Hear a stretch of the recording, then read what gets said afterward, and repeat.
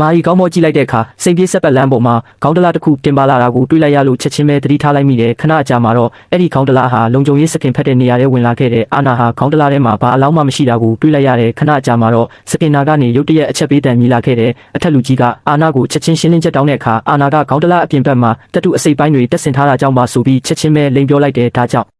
အဲ့ဒီခေါင်းတလားဟာလေစိတ်ကနေထွက်ခွာခွင့်ရသွားခဲ့တယ်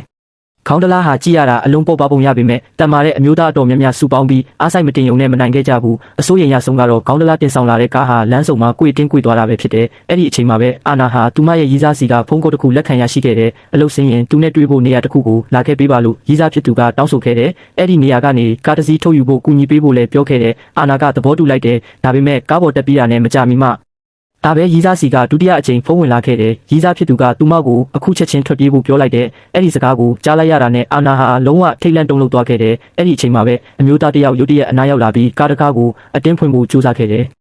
အနေရှိမှန်းသိလိုက်တာနဲ့အာနာဟာအရှိန်မြင့်မောင်းထွက်ပြီးအဲ့ဒီနေရာကနေထွက်ပြေးခဲ့တယ်အဲ့ဒီနောက်စွန့်ပစ်ထားတဲ့ကြောင်မီသွေးတွင်းတစ်ခုစီဓာတ်ရိုက်မောင်းသွားခဲ့တယ်ခဏအကြာမှာတော့ကားနောက်ဖုံးကိုဖွင့်ကြည့်လိုက်ရသူမရှိမှတွေးလိုက်ရတဲ့အရာကြောင့်လုံးဝအံ့အားသင့်သွားခဲ့ရတယ်ခေါင်းတလားထဲမှာအခြားမဟုတ်ပဲရွှေတန်ချင်းအပြည့်ရှိနေတာပဲဖြစ်တယ်သူမဟာရွှေတဂရမ်မျှမယူပဲဒီအတိုင်းရက်ကြည့်ရင်ကြောင်အဖြစ်ကြံခဲ့ပြီးအိမ်ကိုပဲဓာတ်ရိုက်ပြန်လာခဲ့တယ်အဲ့ဒီညမှာသူမနှစ်နှစ်ချိုက်ချိုက်အိပ်ပြ